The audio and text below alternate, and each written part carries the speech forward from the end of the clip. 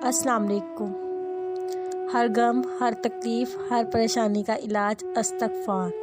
جس نے استغفار کو اپنے اوپر ضروری قرار دیا، اللہ تعالیٰ نے اسے ہر غم اور تکلیف سے نجات دے گا اور ایسی جگہ سے رزق عطا فرمائے گا جہاں سے اسے وہم گمان بھی نہ ہوگا۔ نبی کریم صلی اللہ علیہ وسلم نے ارشاد فرمایا، سب سے جلدی جس چیز کا ثواب پہنچتا ہے وہ نیکی کرنا اور رشتہ داری نبھانا ہے۔ سب سے جلدی جن کا عذاب آتا ہے وہ بغاوت اور رشتہ داری توڑنا ہے۔ محتاجی بہت بڑی رسوائی ہے۔ اے اللہ ہمیں اپنے سوا کسی کا محتاج نہ کرنا، آمین۔ اے اللہ جو مانگا وہ بھی عطا فرما، جو مانگنے سے رہ گیا وہ بھی عنایت فرما۔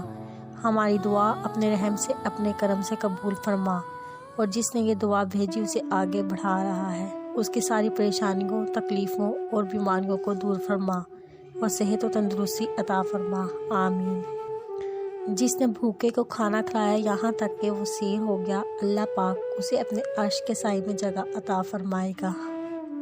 نماز کبھی نہ چھوڑیں۔ قبرستانوں میں لاکھوں لوگ ترس رہے ہیں، صرف ایک بار زندگی مل جائے اور ہم اللہ کے آگے جھکے۔ اللہ ہم سب کو 5 وقت کا پکا سچا نمازی بنائے، آمین۔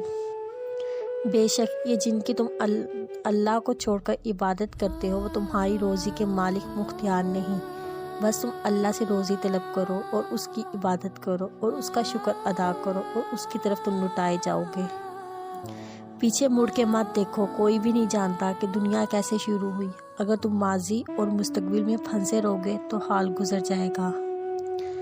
کچھ لوگ ہمارے کبھی نہیں ہوتے، بس وقت کچھ پل کے لیے ان کو ہمارے سامنے لے آتا ہے۔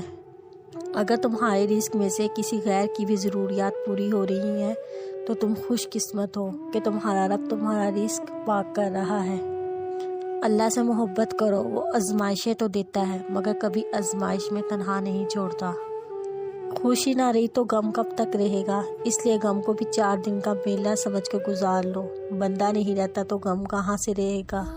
کسی دوست کو دھوکہ دے کر مت سمجھنا کہ وہ کتنا بے وقوف تھا، بلکہ یہ سوچنا کہ اس کا تم پر اعتبار کتنا تھا۔ اپنے اوپر اللہ تعالیٰ کی یہ بھی خاص نعمت ہے کہ جو بھی مجھ سے منافقت کرتا ہے اس کا اصلی چہرہ اللہ پاک بہت جلد دکھا دیتے ہیں۔